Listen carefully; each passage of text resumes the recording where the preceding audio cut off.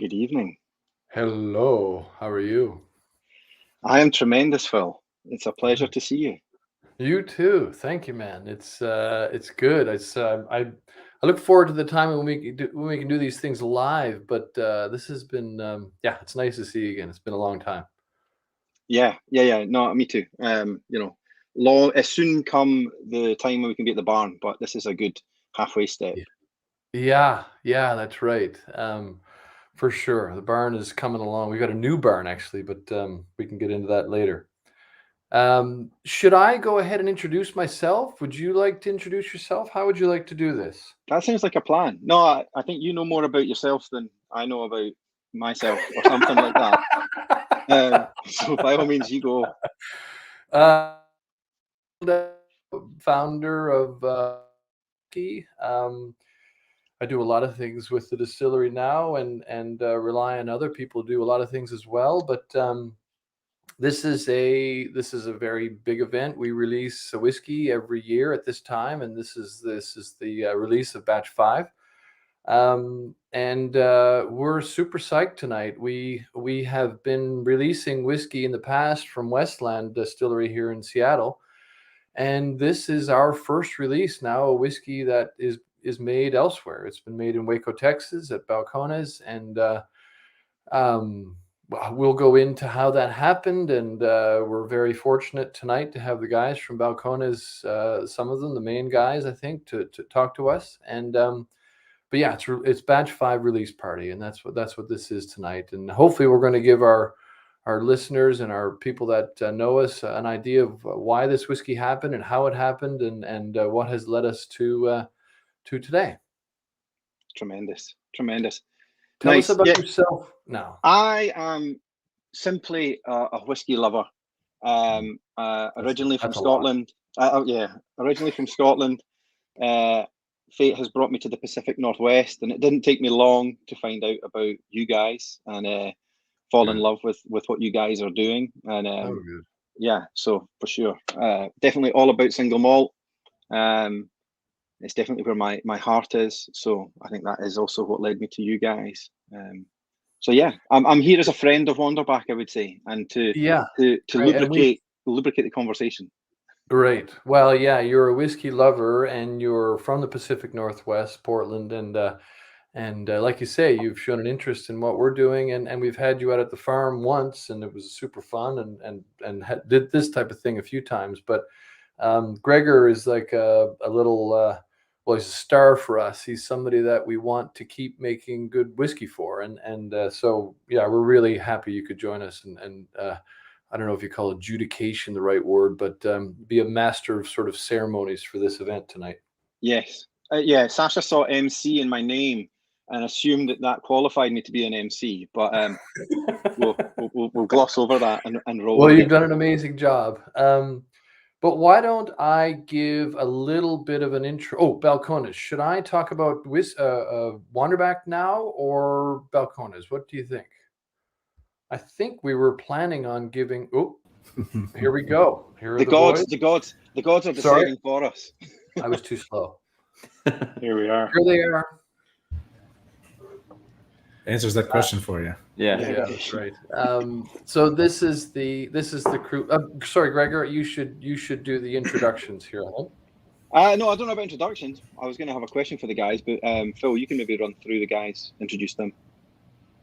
Great. So yeah, this is the crew from Balcones here. They're joining us from Waco in at home and at the distillery. And so, can you guys give us a sort of an intro to yourselves and role and that sort of thing, please? I guess I'll go. My name's up on the bottom there. So I'm Jared Himstead. I'm the head distiller here. Yeah, it's hard to even say what that means on any given day. A lot more meetings and budgets and spreadsheets and things, I think, than people realize. But get to at least kind of be the main guide, I guess, director, push people towards product development and kind of the aesthetic, creative side of what we do. Yeah. Nice. That's me. Where's the Brady Bunch square go next? There it goes. I'm Thomas, or Tommy, as I often call myself. I'm the distillery manager. You're down here for me. Yeah. Feels like Yeah. the muffins.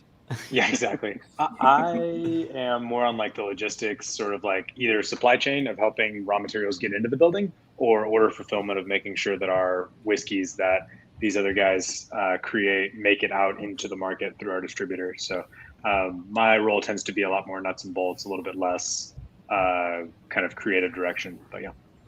He's in charge of our beer program, though. Also. Yeah. Very important. Nice. All the Nice. I hope we get a lagers and chance to talk a pilsners. Oh, good. Nice. Yeah, I can tell the difference in a Pilsner and an IPA. Yeah, you and my Good. 7-year-old both. Yeah. You're hired. Yeah, fair enough. Hey, I'll go next. My name's down there. I'm Gabriel Richard. I gave myself the title of spirits manager. They let me have a pretty long leash, and I felt like that encapsulated it. But yeah, basically, I would do warehouse management, cask management, and I kind of oversee and coordinate some of the blending process and just keep things moving and integrated with sales needs and with forecasting where the barrels are, what allocating barrels for different products and whatnot. So it's a lot of spreadsheets. It's probably more computer work than Jared would like me to be doing. But yeah, it's a good time. I was going to say, you're being too honest. Don't shatter the illusion that it's all just drinking all day and assessing. Yeah. Oh, good. Nice. Yeah. Great. I have a question for you guys. I'll ask it collectively, whoever feels the most qualified, or chime in between you guys. I was curious to know how you guys discovered Wanderback first, and also why you wanted to work with them. I think it's a two-pronged question. They may not remember this. That was 4 years. I remember, Phil. Oh, good. Yeah. You just nominated yourself. Well, I mean, this is my memory of it is that we were at ACSA in Minnesota. No, Portland. Oh, was it? I think it was Portland. Okay, I can't recall, but we were at a conference and they had like a kind of not really after party, but a time when like spirits producers had tables out. And we were going through the room, and no, I don't want to be mean, but I wasn't super impressed by a lot of stuff, and we make whiskey, and so I don't really know what to think when we hit a producer who has a gin or has a vodka or something, But Wanderback was on like the far end of the room, and our production manager and I, Dustin, our production manager, and myself, like went to the table and tasted it, and we were like, oh my god, like this stuff is really good. And then we got to talking. I think Sasha was there, and we got to talking with her and introduced ourselves and took some back to them and dragged Tommy and Jared to the table. And we're like, we should do something. And I think it was just that. This is my memory. That initial meeting maybe sparked all of us kind of touching base. And I don't know who reached out or ended up reaching out, but that kind of sparked it for me at least. Yeah, when I heard that happened, I wasn't sure it was because my wife. She does sound nice and she's not too hard on the eyes, but I was very, very happy to hear, because I had been a fan of Balcones. Well, we'll go into this, but they're one of the main reasons I decided to do this business in the first place. And it was way back at the beginnings of Balcones, and so to hear that you guys had walked past a table with a bit of our whiskey, and this was the first whiskey that I had released, and at the time it was really just me, and as things go, you don't really have a clue back that in the beginning. You don't really something, you don't know much, and so to have some people obviously of your experience and what you'd already done, it was really nice. And we scrambled and tried to make connection and see if you would be willing to work, because the model that we were coming up with at the time for our distillery was not, it still isn't very common. I don't know many that do it this way. So anyways, through the jigs and reels, we connected that way and then did this project. So it's super great. It's really, really fun. I heard the story when Phil kept pouring until you said you would work with him, but hey. These guys, a lot of eye contact. Yeah. yeah, right. To be fair, I think that was probably the first like work trip you and Dustin had taken. Yeah. Right. We were very happy to be, These guys out are of the house. We're like, man, Yeah. other people are making whiskey. This is great. There's a whole world out there. Yeah. Yeah, it was very nice to hear though. So I was, it was good. And then so we did this, and we'll go into the details of what we did and how we did it and so on. But I guess my question to you, to you three is if you could give us an idea of your whiskey journey. I mean, how this happened for you. I kind of know as myself just from talking to you and reading, but can you give our listeners and me and us a sense of your whiskey journey, how it happened and what brought you maybe to the point where we work together, and then over the past few years, what's been going on? Man, those whiskey journey questions. Is it tough? Too tough? Woo. Well, just It's like a roller coaster. it's a little. I don't know. Yeah. Yeah. I should probably have practiced like the bullet point version of it at some point. Make Please sure don't. like, Just tell us. turn it into a sell sheet. Make sure I hit all the salient points. The elevator pitch. Yeah. Got Don't 8 give us seconds. that. Yeah. Tell us. Um, Tell us. On some level, it's pretty simple. I got into homebrewing right after college. Was pretty serious about that. Thought I was going to end up in beer. Tried to open breweries a couple times. A pretty DIY kind of just approach to life in general. I'd much rather try to make something if I can than buy it. So later in life, when all of a sudden single malt specifically clicked for me, and all of a sudden I'd had plenty of whiskey before, and it probably was really bad bottom shelf bourbon on the rocks at a party that also had a keg of Bud Light or Southpaw or something. I had never really been impressed. It had never really made sense. Once it did, just kind of the basic way I'd mostly look at the world and activities and products, it just made sense to try our own hand at it. And so, yeah, I mean, in some ways it feels similar to all these startup breweries where we're messing around, fooling around with it just for our own consumption at tiny garage levels. And then you go, there's cheap real estate around here, and you start looking at buildings, and then next thing you know, you're filling out your permits, and next thing you know, you need to quit your other job because you can't do both. And 13 years later, here we are. But yeah, it feels very much like every next step made a lot of sense, and then one day you look up and kind of realize where you ended up. But yeah, That's great. it's crazy. Yeah, 13 years. I didn't realize that's Yeah. that's a lot of time. Yeah. I would say that was time well spent. Awesome. Yeah. I Nice one. agree.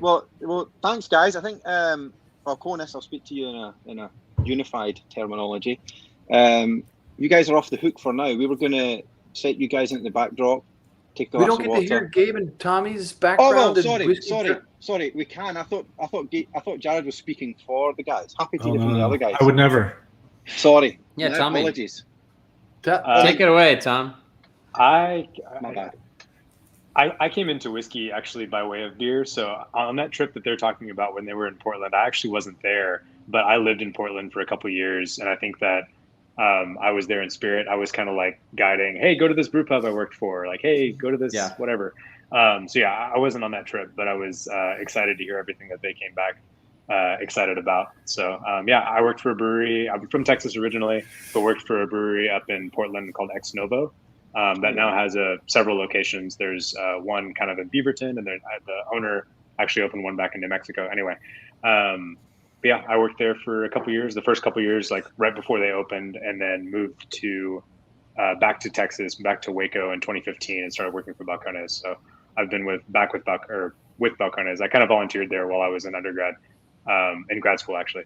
But I have been back here now for a little over 6 years. Yeah, I love It's been a back and forth journey for me. These should be the kind of events where we can kind of like poke each other a little bit. But yeah, Tommy he had done some volunteering with us, and we knew each other through home brewing and beer clubs and stuff. And he was applying to jobs, brewing jobs, and was going to be leaving state. We all knew that. And at one point, he said, "Hey, I'm pretty sure I put some things down on my resume that I know how to do that I don't know how to do, or that I need to." You freely admit that. He just said, I had a few things. Drive a forklift and something else. There's a few things where you're like, I need to know these things before someone offers me a job and they expect me to show up and do it. Yeah. The brew pub I ended up working for didn't even have a forklift, but I was really concerned about that for some reason. Yeah. Anyway. I'll be looking, Tommy. I'll be looking for that "fake it till you make it" tattoo. Yeah. That's I now have a license that expired 2 years ago, so I'm on the other end of it. And Gabe, from yourself. I guess briefly, I was on a different path. I went to a dry private Christian college, so no booze for me. But I started home brewing and breaking our community covenant around my junior and senior year. I got my degree. Wow. Yeah, and I went to grad school. I studied geology, and I went to grad school. And lo and behold, it was in Lexington, Kentucky. I was at the University of Kentucky. I was a Wildcat, I was a poor grad student. Yeah, I don't know the symbol anymore. I think they changed it. But yeah, I was in grad school on a really tiny stipend, and I was poor as hell. So I was drinking a lot of Magic Hat No. 9. Jared threw out beers, so I'm going to throw out beers. I was drinking a lot of Magic Hat No. 9 and Four Loko. But on the weekends, that's not beer. I had the opportunity to, Lexington is like right in the center, in the heart of bourbon country. And so, and back then, like all these tours were free. You could go to like Wild Turkey, Buffalo Trace, you could hit Four Roses. You could hit up like 7 or 8 just major, amazing distilleries and have a free tour and get, an ounce and a half of bourbon on a Saturday. And so my friends of mine from my cohort would do that all the time. So I kind of started as a very shitty home brewer, never as qualified as Jared or Tommy ever became. But I quickly really got interested in spirits because I was just right there in bourbon country. And then I went overseas. I got out of grad school and I went overseas for a couple of years, and I was getting out of the oil and gas business overseas in Europe. And I really wanted to get back into spirits because I had this really memorable time in Kentucky. And it just so happened that Balcones happened to be hiring. And so I actually came back to the States. I went from Berlin to Waco, and I still haven't recovered from that culture shock. A little wide-eyed. But yeah, that's kind of how I came to Balcones. But Balcones is my first alcohol industry job. I feel like sometimes I feel a little behind because Jared's brewed look at his beard, for decades. And Tommy worked at a brewery before, and I just came in bright-eyed and bushy-tailed, really wanted to make whiskey, and I've made a little go of it at Balcones. So that's me. Gabe, does the facial hair correlate to tenure at Balcones? Well, it sort of, but then Tommy really messed things up because Tommy's definitely my supervisor, and he made things really weird. Okay. Yeah. Yeah, and to be fair, I probably had this much hair at like 24, and a big beard. This isn't a COVID thing. Right. Yeah.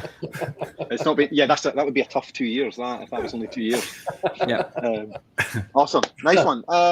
Great. Well, thank you guys for sharing. We'll invite you back on, I think, to hear some thoughts on the juice. Cool. But yeah, I think we're going to introduce Anna into the fray, I believe. Anna, hello. Hi. How are you doing? I am super. How are you doing? I'm fantastic. For those that don't know, Anna is, first and foremost, a whiskey enthusiast. You are officially the Wanderback rack house manager, correct? Mm-hmm. Correct. So you're involved in tracking the barrels, seeing how they're maturing, and then you're also partnering with Phil on tracking the flavors and projecting where flavor is going to go, correct? Is that fair? Right, and working on the blend of making this beautiful whiskey that we're drinking tonight. Exactly. Super fun. Yeah, and as if that's not enough, I would say, that is by far enough. You also lead all the Wanderback tastings, correct? Correct. Yeah, it's been really fun to connect with people all around the nation. Yeah, to right. try our whiskey. Yeah. I'm sure this has been quite a social time for you, where it's maybe not been for a lot of people, conversely. So I think you're perfectly qualified to run us through some tasting notes and thoughts on batch 5. Yeah, and everyone who's watching, please type in the chat and everything about what kind of flavor notes you're getting, because our favorite thing is to hear what you get on this whiskey, because we make this whiskey for you. We want you to enjoy it. So first off, open your bottles. If you haven't already, if you haven't done any pre-gaming, definitely, open your bottles, pour yourself a little dram. There's a couple different types of glasses you can use, but also I'm just of the mindset, if you have an empty vessel that works, that's great. So have a Glencairn if you have it. I like to use our tulip glass. Yep, exactly. And maybe a little water if you need it. Because this beautiful gem that we're drinking tonight is 52% ABV or 104 proof. So definitely got a good kick to it. So let's just talk super briefly about how to taste a whiskey. If you don't already know, all of you are probably whiskey enthusiasts just like I am, so you already know. But so you have your glass. We can give it a little bit of a swirl. I like to do it this way so it's not too strong. Of alcohol punch in the nose, and then you start with your nose about an inch away from the glass or so. Gentle inhale, and then we can talk about what we're getting. And if at any point you get overwhelmed, it's too strong, you can always sniff your arm as a way to have a neutral scent that resets your nose, which is really helpful. So for me, for this one, I get a lot of baking spice, cinnamon up front, nutmeg, which is a core Wanderback flavor that we get from the spirit as well as from the barrels, which is fantastic, which we'll talk a little bit more about later. I get some cherry, some kind of toasted oak, and cherry is something that I kind of get through kind of all Balcones whiskeys, which I'm sure we'll talk about too. And then caramel, which to me is such a Wanderback flavor, and that comes from a couple different things. One is definitely the grain bill. I'd say it was mostly the grain bill. And we have a couple of different grains that lends that flavor. And one of them is the crystal malt, and that is the caramel note. I don't have the exact percentage in front of me, but it's something that's in all of our whiskeys, which I think is really great. And there's also some barrel effect here. And let's give it a little sip. If we must.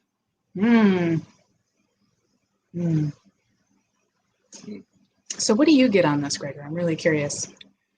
I mean, there's no hiding the proof for sure. So, it definitely lets you know it's there. But yeah, for me, there's a burst of spice straight away. You get that. There's a heat for sure, but it's not a new make heat. It is all spice, black pepper, and then the sweetness comes for me at the finish, and it's tremendous. Yeah, and our kind of strategy with this one was the spirit itself, as I had said, has a lot of these baking spices and caramel, and what we do with the barrels really affects that, which we'll talk a little bit more about that, but kind of balancing the ratio of what we want to showcase. And I think the grain bill is something that's really, it is really important to us at Wanderback, and using our specialty malts.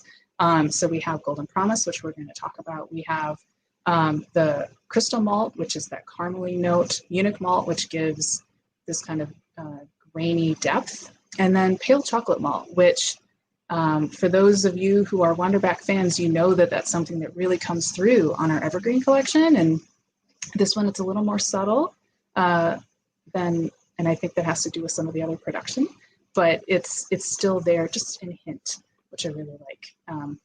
So our exact grain bill. So we have 91% Golden Promise, 6% Crystal Malt, 2% Munich Malt, and 1% Pale Chocolate. So I'm really curious Phil, I know you and I have had a blast working on this one together, but I'm really curious from Tommy, Jared, and Gabe, what you guys get on this.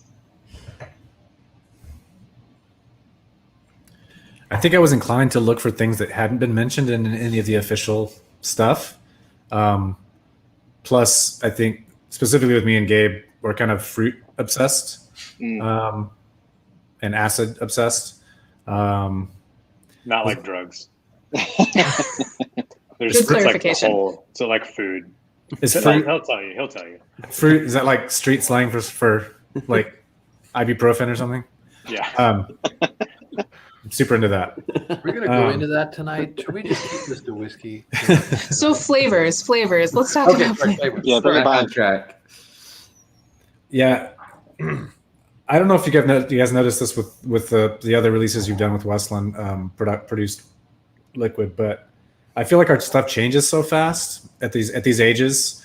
Your first impressions, and then just even a few minutes later, things are changing. But I thought I was getting some citrus stuff, but now it's all pear skin for me.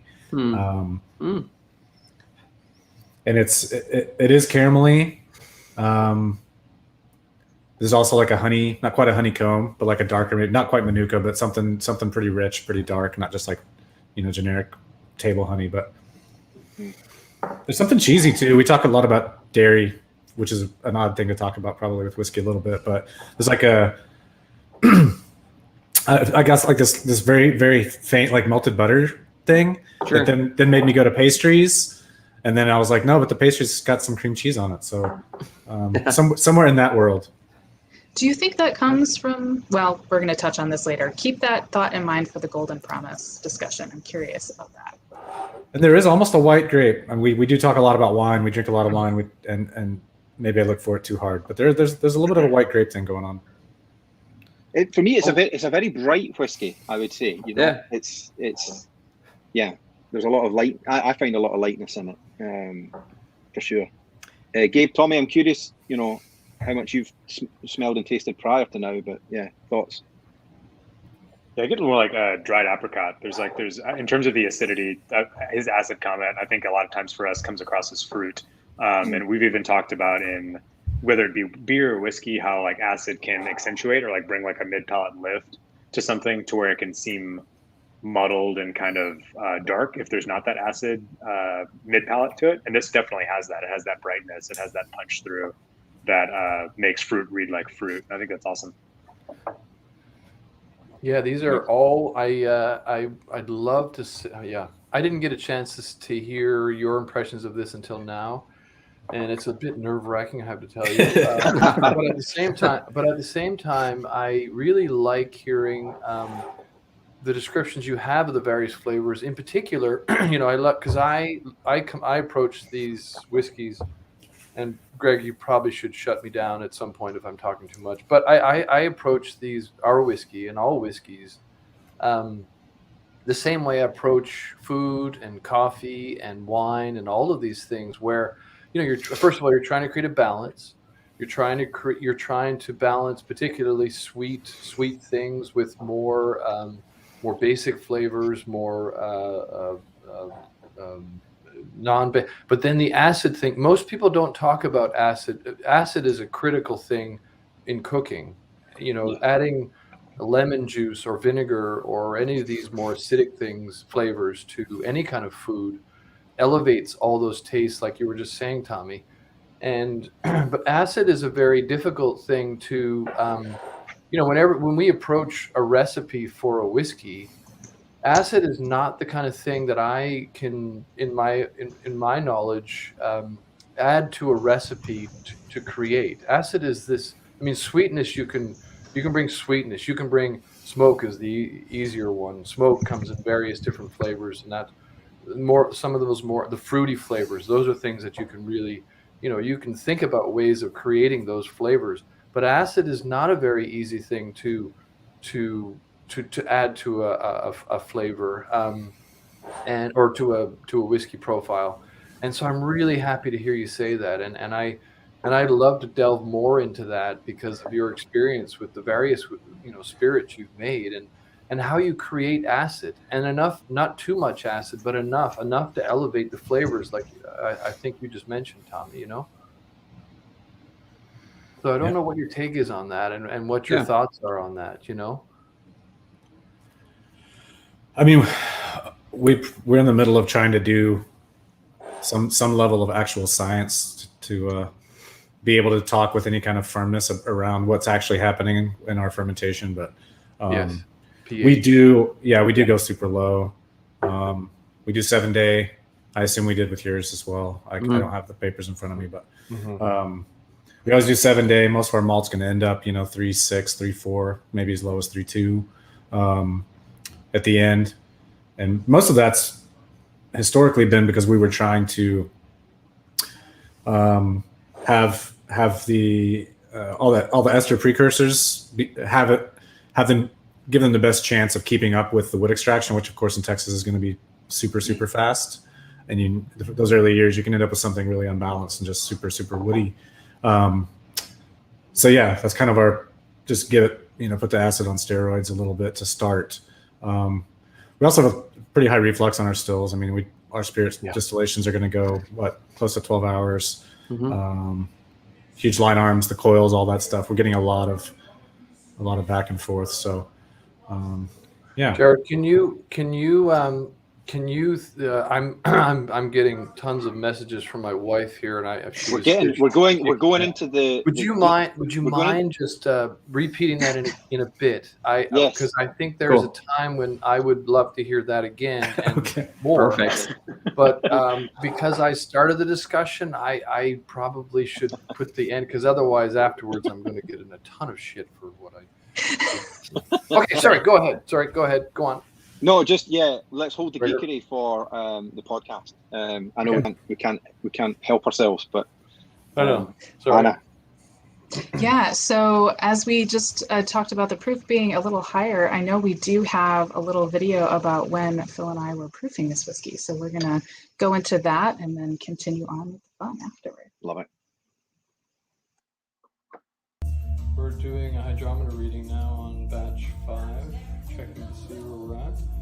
So 78 degrees Fahrenheit. And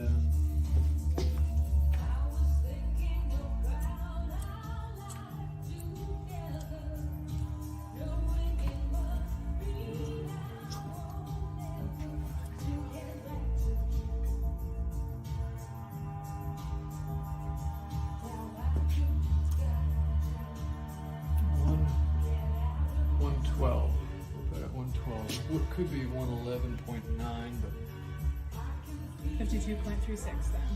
Yeah, buddy. Good job.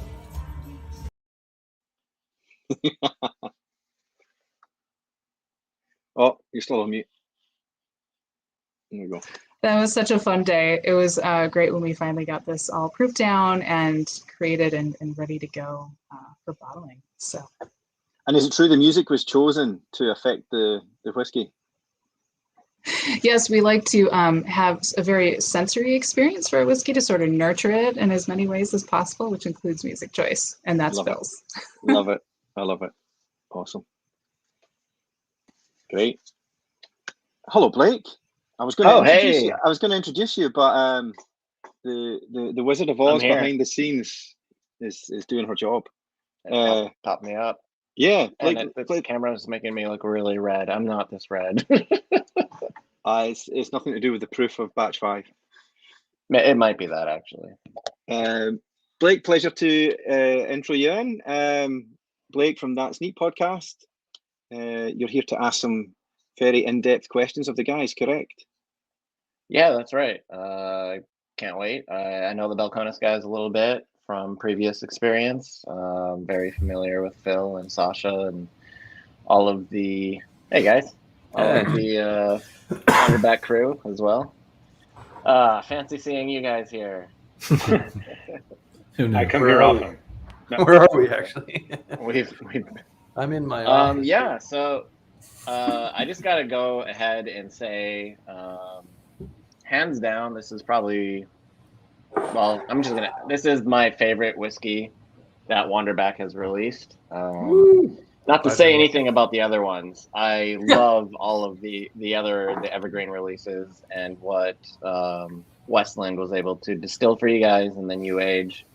But this, I don't know. I think the experience you guys got behind you now and the direction you can give to the the distillers and Balcones in this case, it really shines. It's really quite delicious. I'm getting a lot of those high notes that have been mentioned, but also there's just something very distinctly Balcones about it. And well, I know, you are, and yeah.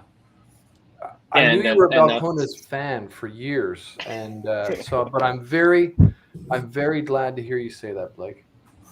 Yeah, and it's amazing whiskey, and it's right up there with one of my favorites that you guys released, and I can't wait to see what batch 2 and 3 and 4 come to be. But I just want to know, there's definitely a distinction, a difference between these evergreen and these Lone Star releases, and the grain bill's slightly different, but also like the stills, of course, and the distiller that is involved. So maybe I could ask the Balcones team about your stills, the shape and size. And those amazing coils have impacted this single malt whiskey. Someone? Gabe. I can lead in with just some of the technical details. I was looking through the records. So yeah, we at Balcones, we use custom-made pot stills from Forsyth with a unique helical line arm that gives the line arm a couple twists. We actually have 2 still sets. So Spirit Still 1 has 10 coils, and Spirit Still 2 has only 4, and it's a wider diameter line arm. And that's actually what we ran Wanderback on. So we tend to kind of do bourbon and rye and stuff that is a little more solventy and needs to be a little brighter on Spirit Still 1. And lately we've been doing malt and rum and kind of heavier, richer stuff on Spirit Still 2 with slightly less reflux. And so that's where we ran Wanderback on, with Spirit Still 2. But yeah, I mean, I can do technical details. We cut around 77% ABV. We took it down to 61.5 for the hearts cut. But there's not a lot of, that's not all that sexy. But yeah, I think what happens with what happens in our distillation, yeah, what happens in our distillations is like what happens in a lot of pot distillations, where we're taking a really broad spectrum of flavor, but because of that helical line arm, we tend to go really long and slow instead of quick. And we get a lot of reflux, and we end up with a brighter spirit, as people have commented on. Just a little bit of a sparkle, a little bit of a top note. It still has that oily, rich base. It still has that depth to it, but there's definitely some hum, and the lighter molecules. And so that's you can definitely see it here. Definitely, yeah. And Phil, about the distillation itself, you were actually on site for this. Were you and kind of able to guide this along, or just watch and learn? Like, how was this experience for you? It was a bit like Charlie, Charlie getting access to the chocolate factory and, being given like the back door tour. The golden ticket, man. It was a bit of a golden ticket moment. And it was crazy. I remember back then, it was 3.5 years ago. And at the time we had whiskey on the market. We were learning a ton. And I'd been reading and thinking about what Balcones did for years prior to this, and then they agreed to do this project with us. And I showed up, and to be quite honest, I just didn't want to piss them off. But I remember I was like, how do I make sure that I knew they were going to make good whiskey, and I knew that they were putting their smarts and their heart into the project. I could tell, Tommy was kind of the overseer, and then I was hanging out with Gabe a fair bit, and Jared came in because he's always busy and doing multiple things, and he came in at various times towards the end. We had a wonderful lunch, I remember, across the street. But I just was so first of all, I was so happy with what I what I sent just from the the new make, what I was seeing, and the fact that new make, it was just it was so many mixed things. I was super psyched what I was sensing and what we were making, but I was also just so happy that we were actually doing it. It was kind of like a pinch me moment, and so yeah, tons of mixed things. And I can go into the lead up to it and the various decisions we made. Like we dropped by, we went from 2 to 1% on the chocolate malt and this sort of thing. I can go into those details, but to be honest, the day was, I still remember every bit of it. It was, I was in this new distillery that these guys were, not just getting used to, but it was still pretty new at the time. And it's this wonderful building. It's this old, I mean, they could tell you, but it's this, you can see, I mean, it looks pretty, it looks kind of special there, but it's a really special building. It's this old building, Waco. Waco is this weird town where there's like a small town with this amazing university or college in it, so, and you have this mix of people and stuff going on that's just like, it's like no other town I've been to. And I had never been to Texas, so I didn't really know what to expect. Oh, I didn't realize that. That's like awesome. Waco. Yeah, the whole I've never been to like Texas, and I'm big distilleries. Like Newfoundland guy coming into Texas via Seattle. I was like not a fish out of water, but I had never seen, I could go on about multiple things. Like I arrived super late the night before. I go to get a snack because I hadn't eaten all day.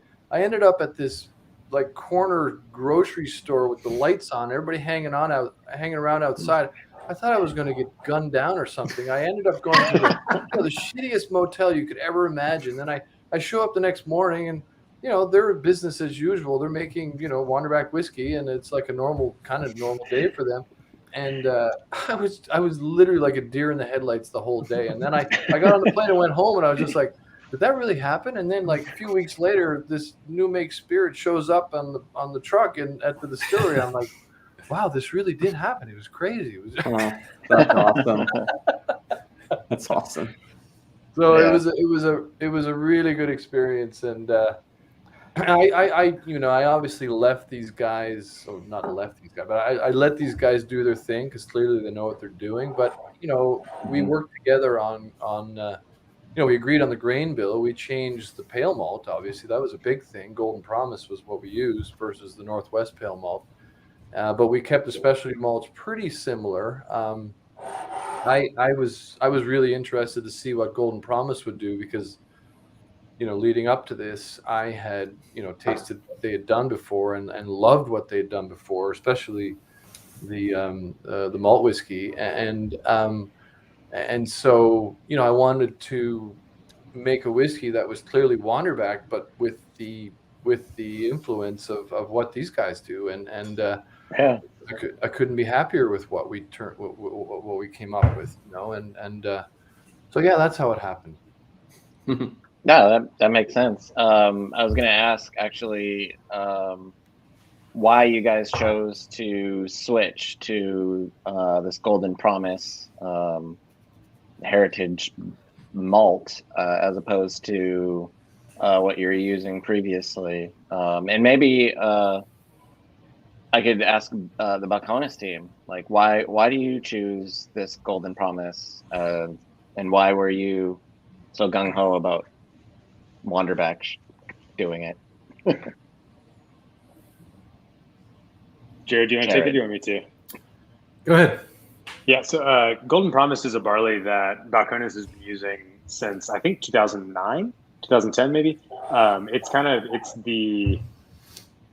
Historically, like at that point in time, whenever we made this mash, it was the only malted barley that we were receiving in any kind of appreciable quantities. I think it was 2015, 2016, we got our first crop of Texas grown malted barley, and now that makes up increasingly higher percentage each year. We're doing a little bit more Texas barley, but at that point in time, the only barley that we were using in the building was Golden Promise for our Texas single malt. And it has to do a lot just with historicity. Like there's no I've never heard anyway of a distillery that switched away from Golden Promise because of a flavor profile reason.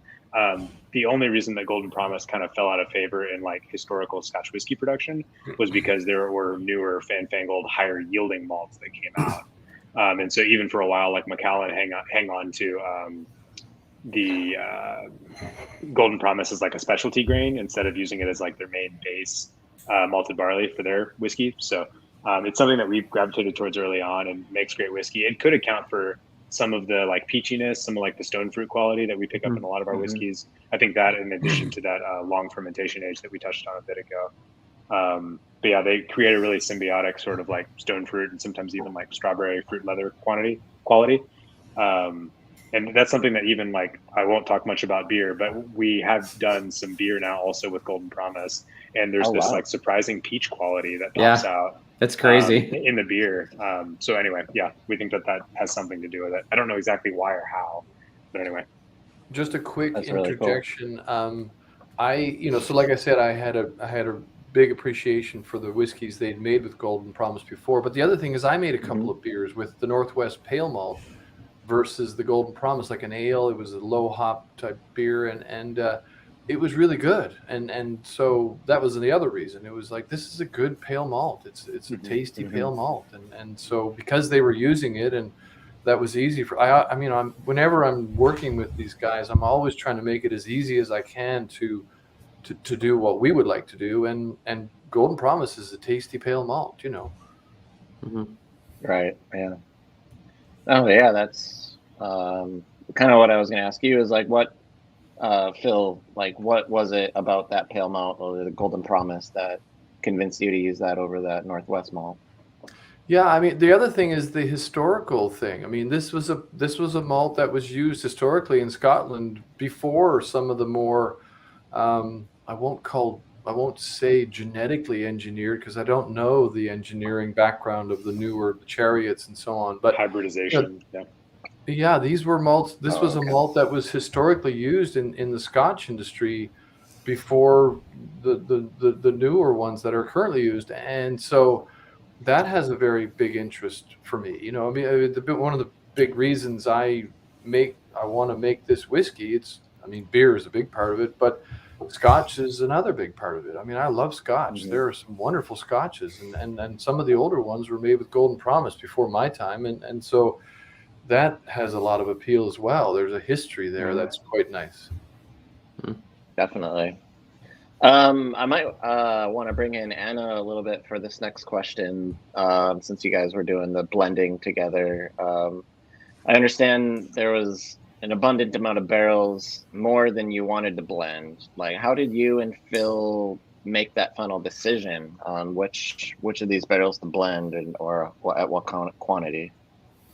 Yeah, it's a really fun process.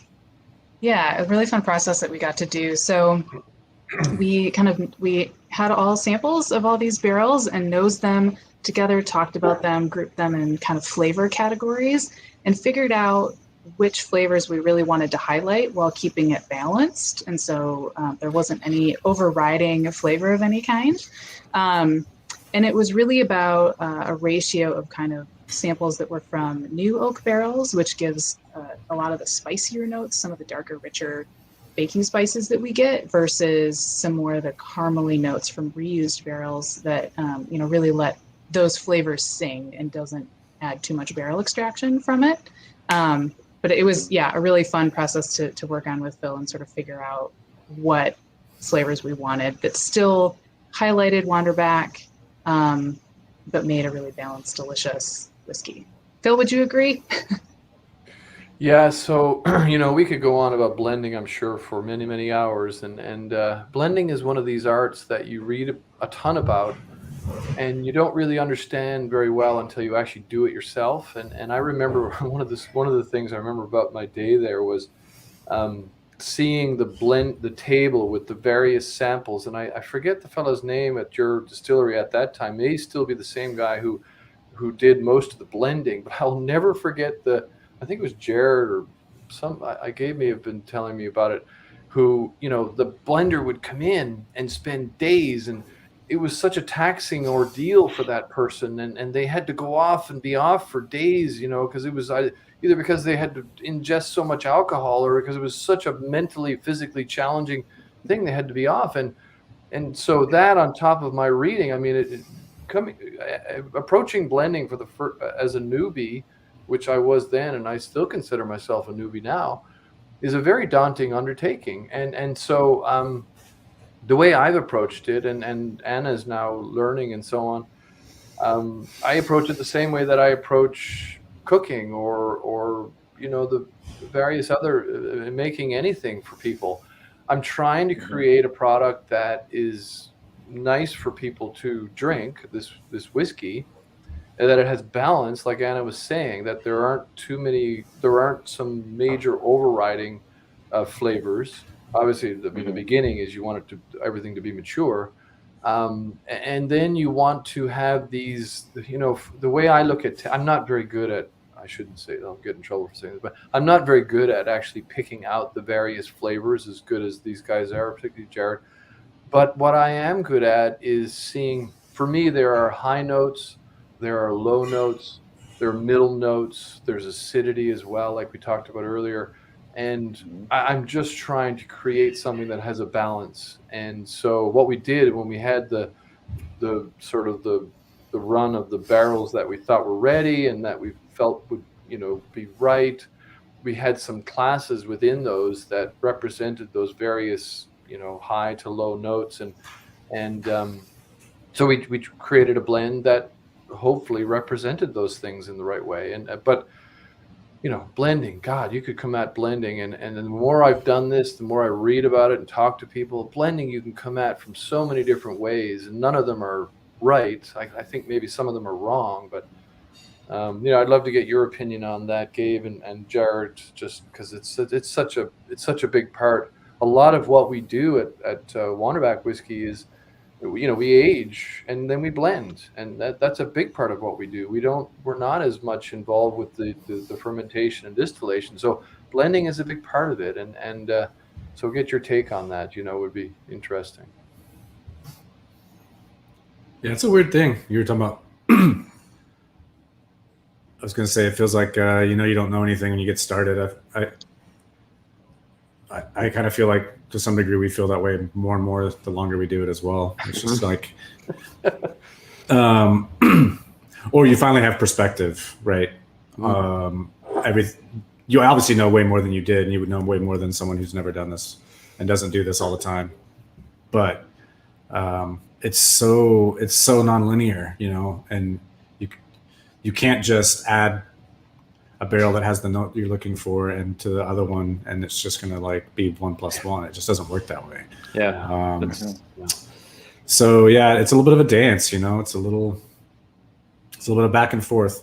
And experience does help you, I guess, have a better idea of what's worth trying, and what kind of synergies can happen. But I'm like you. I'm actually not the person in house that's the best at picking apart.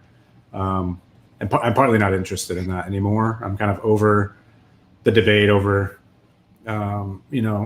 is the apricot dried, or is it, is it one of those brown ones that's not sulfured, or is it like the artificial one? Or I don't care if the blueberry is like the dried one that's an oatmeal, or if it's actually fresh. Like, I think those transitions and relationships and movement, the narrative from beginning to end, those kinds of things are way more interesting to me. And if it gets thick and syrupy, when does it do that? And what happens in the middle of it? And if there's tannin, if there's spice, if there's acid, when do those happen? And at what volumes, are they just kind of poking out, or do they kind of take over texture, those kinds of things? So it's a pretty cool deal. Yeah. It's one of my favorite. It's my favorite part of the whole thing, I think. It is, and the other thing I would say about blending, and I don't have as much experience as you do, Jared or Gabe, but it's what you have a fairly good idea. Well, the lead up to the actual process of blending is so much. There's people put so much emphasis in the blending step, but before you get there, so many of the decisions you made, like, the distills you used, the cuts you made, the fermentation, the stills you, the cuts you made, the barrels you had this whiskey sitting in have so much impact on what actually ends up being, the end result of blending, that, the blending is sort of the final icing on the cake. You just try to not get in the way of what you've got, not screw it up. That's kind of the way I've been looking at it as well. It's just, you've got a ton of really good whiskeys that you could make, just don't make a bad one. Don't blend a bad one. That's the big thing I'm trying to do. Yeah. Yeah, y'all, I think there was a prompt earlier on talking about, what it's like having, connected to blending, what it's like having something that we made, like, leave our climate and kind of leave our region and zone. That's connected to blending. Jared and I both, I think all of us felt very curious to make something in Texas and then send it away. And we've done that a couple times where we've made some distillate. We have a climate experiment project that's like all over the world, actually all over the US, but also in the UK. But doing this with y'all was really interesting because your choices for barreling were different because of your desired end product and also because of the climate that you were going to be in. And I remember y'all sent us some samples, maybe like 18 months in or 12 months in, you sent us some samples and we got a little box full of maybe 6 or 7 barrels. And I remember us just like marveling over them because first off, y'all made the decision, I think, to go in at some lower toast or lower char that we don't normally do. Y'all tend to do high toast and low char. We had some char number 1s and 2s in the mix of barrels you sent us. And we tend to go high toast and a higher char, closer to char number 3 and up. And Jared and I both just were so shocked. It showed up and we're like, this is like, for us, it was like new make. It was so light, little had happened because of the climate that it was in. We were like flabbergasted and we're like, well, I guess we'll wait for the next round of samples because nothing's happening here. But it was just so different from what we were used to. And that was really fun. And to be able to see that with distillate that we made, there was still our thumbprint on it, but y'all had taken it in a direction that we didn't even have the opportunity to, because by the time that toast and char make a big enough impact on a whiskey in our climate, there's not much left in the barrel. We have to start with really high impact because in 3, 4, 5 years, at 6 years, there's pretty much nothing left. So that was really great and super illustrative for us. And I ended up snagging a couple char number 2s just to see how they would go in our climate too. Because of that, I got a little greedy and pulled some in, but that was super neat. I was curious, Gabe, on that, piggybacking on that, I was curious what your thoughts or hopes were for what it was going to be, right? Where it was going to go. And then maybe also curious on your thoughts on where it might go aged longer still.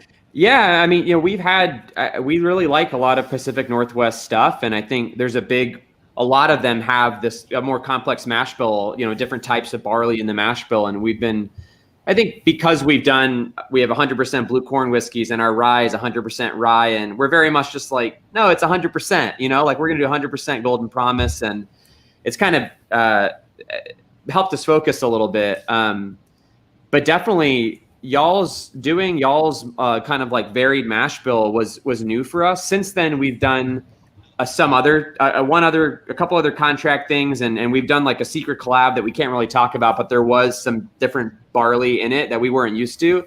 And there's just this decidedly like almost Pacific Northwest just thumbprint on anything with pale chocolate in it, on anything with kiln malts in it. It just feels so different than what we're used to. Still, it's American single malt, but there's like almost this regionality to it. So I honestly had no idea what to expect. Since we've thrown some of that stuff in, we kept the feints from y'all's distillation and we mixed it with 100% Golden Promise. And we have that. So we have like a half Wanderback in our own warehouse and refill casks. Single barrel, right? Yeah. Maybe there's a collab to be had out of there, but yeah, it's been a real learning experience to have that in the mix and just to show us how much can happen when you make a change so small. It's such a scary world, like that a mash bill could be so varied and there'd be so much to explore, so many different types of malts and different proportions. And it was just great to be able to see this one little choice that y'all, allowed us to explore. That's so cool.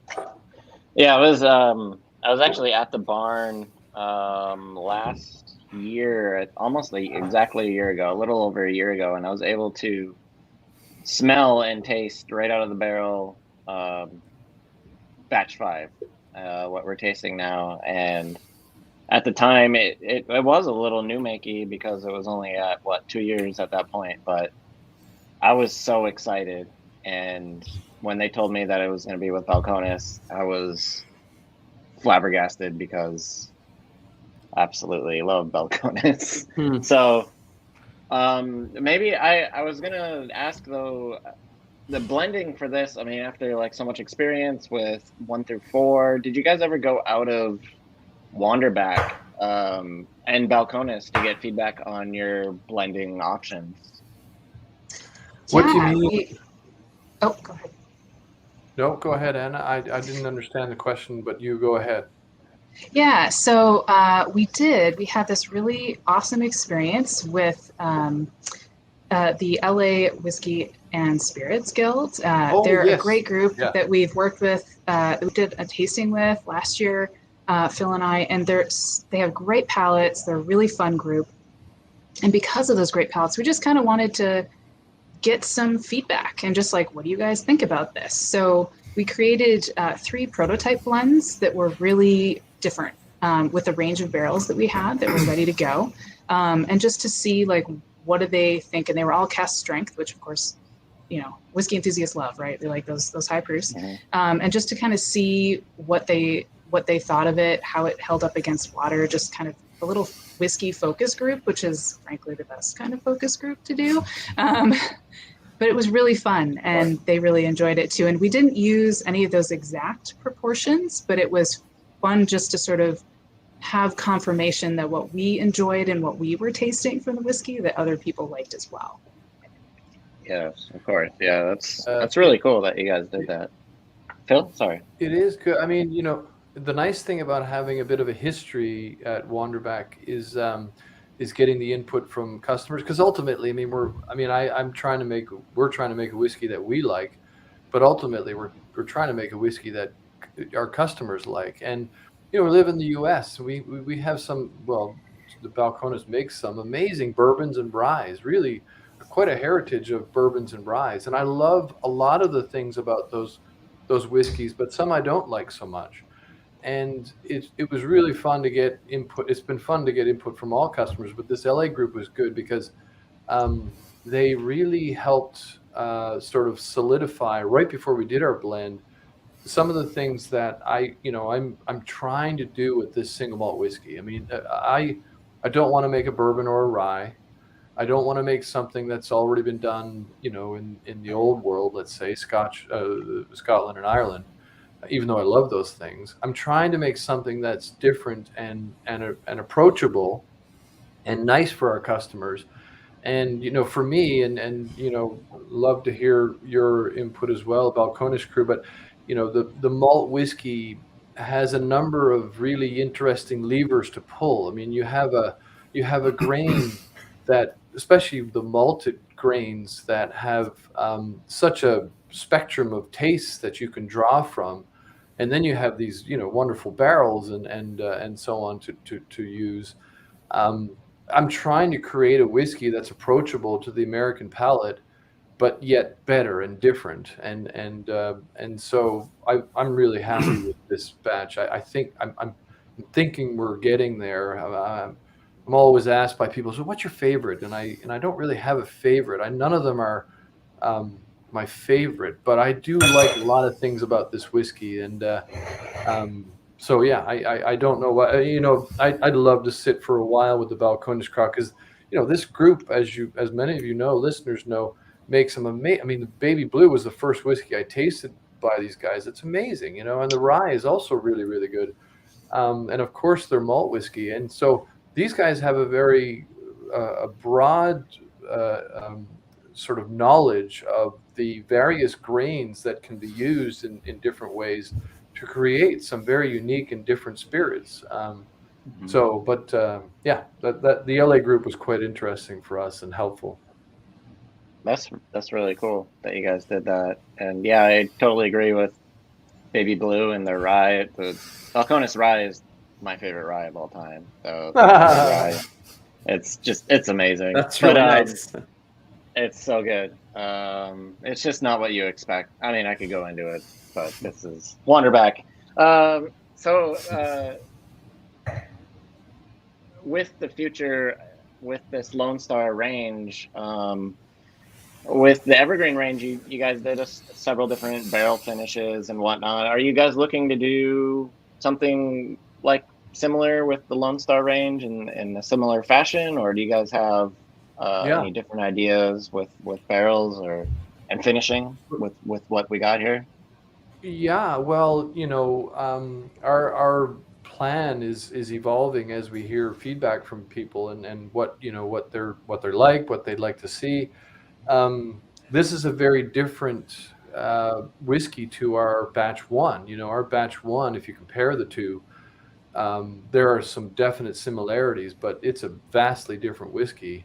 And so we will take this in different places with finishing casks and so on. Batch one had more, there was smoke. I mean, people who have a chance it's fun to compare the two, but there was more smoke. It was really challenging for me to know, and especially back then when I didn't know as much as I do now, and I still don't know a hell of a lot, but to know where to take that batch one was tough. This whiskey for me, there are many more ways that I can see taking this. You can bring in smoke, you can bring in a different sweet, you can do this is a really nice you could call it batch one of the Lone Star or batch 5, whatever, but it's the beginning, sort of the base whiskey of what we're going to do over the next few years, and tons of possibilities. But I won't get into them now because I would sort of let the cat out of the bag. But yeah, I mean, oh, sorry, I was just gonna ask if maybe Balcones has some ideas for you about finishing. Maybe, I'd love to hear those. What would you say would be a great? I mean, this is already is a blend of new oak and used oak, and then maybe taking this blend and then finishing it in. I'm totally not the barrel finish guy, so I'm going to talk first because I'm the least qualified. But I think that Jared actually mentioned like a white grape thing earlier, and we've been messing around with a lot of Sauterne barrel. I think a lot of like a sweet sort of white grape, having that like sweetness of the Sauterne, of the dessert wine, but some of the brightness, some of the lift, some more like accentuating some of that acidity also. But anyway, these guys will know better than I am, so I wanted to get my idea first before they explained why it was a bad idea. No, it's good. I've had that written down first, so I'm glad you said that. So don't discredit your comment. You're good. Yeah, the least qualified person goes first. We have this really weird inverted structure. Everything goes. Just gonna jump out there. Yeah, he rides his horse backwards. He bathes with dirt. It's a weird thing. Yeah, I was thinking a normal red wine or like a sherry type finish would probably step on a lot of what's delicate about this, but it's kind of like doing food pairings, which is always weird to me with spirits. But you can choose to kind of have really complementary things go on, and by the time the dish and the drink are both been consumed simultaneously, it's kind of like, man, how are these ever not together? Or you can get really contrasty with stuff. Our smoked corn whiskey, I've seen it end up in the dessert course more than with the protein course, which would be the obvious thing to do with it. And then you're having a creme brulee with this like smoked corn whiskey, and all of a sudden it's like, oh man, that's a brilliant idea. They really dance in a cool way. So it's kind of tough I'd hate to just mention things that are already kind of happening that you could just kind of lift a little bit. But Sauterne, any kind of botrytized white wine would be rad. Because of my orchard notes, we've dabbled here and there a little bit with apple brandies, things like that, or even cider that I think could be really interesting too. There's almost an effervescence, like just the tiniest hint of effervescence on the finish. And maybe that's what made me think about a cider, but some things like that could be really nice. Yeah, I think lately, more often than not, we find ourselves kind of like leaning into notes that are already there and just like playing them up. You like hear the note and you're like, just hit that key a little louder, with the finishes. So yeah, I think the stone, definitely echoing Jared on the orchard fruit end of things. Like if you could get a Pomo, or if you could get an apple brandy, or if you could get even like a really high ABV cider or something, that'd be really cool. But also too, like there's, because of the kiln malt, I feel like there's already I feel like there's a thread in a lot of Pacific Northwest, Westlandy, Wanderback stuff. There's like a little sulfur note there that I feel like it's always just begging for like Oloroso, but not first use, like a second or third use Oloroso, just like a little bit. It's just begging for more. So I could also see that working like in a great way. Not a first use because it's too delicate and there's so much expressive stuff going on that you would smother. But I think a second use or third use Oloroso would be also just dynamite. Oh, nice. Actually, I was just looking in our warehouse. Some of the half Wanderback, half our own GP is in some second use Madeira. So I'll send you some of those to see how they're going. Great. Wow. Yeah. Awesome. Sounds wonderful. Well, I mean, I got a time limit here. I really want to thank you guys for my time when I was able to interview you guys. So yeah, thank you, Jared, Gabe, and Thomas again. It's good to see you guys again. And Wanderback, always a pleasure. Let's turn it back to Anna and Gregor, I think. Nice. Yes. Thanks, Blake. That was awesome. I did want to read just a couple of comments out on. Yeah, thanks, guys. Cheers. See you soon, hopefully. Very much appreciated. I was just curious on there were some people talking in the notes. Dan O'Brien was talking about. Well, he put was it let it breathe, an hour-ish, warm cut butter, toast, and cinnamon. That's good. I like that. Interesting. Somebody was saying they were a proof wimp, so they added ice. Sure, whiskey, you do you. Got a hint of cedar with cinnamon, nutmeg, and coming in. Yeah, nice. By all means, guys, leave comments in the chat after the fact to be a nice little time capsule. But yeah, that was awesome. Good. Are we? Is that a wrap? Are we closed? Are we still live? It's not a wrap until we say goodbye and thank everybody. Okay. Thank you, Balcones crew. Really appreciate your time. Obviously, we'd love to work together again. I hope we get to do this again. This has been it's a real treat to see this whiskey come of age, and we're going to take it more places. And really appreciate your comments. But thank you for being a part of the release party for sure. I hope you're all well, and I hope we get to see each other in real life, real person very soon. Thanks. Yeah, thanks for having us. Thanks, guys. Take care. Cheers, guys. Thank you. Cheers. Cheerio. Cheers to you all.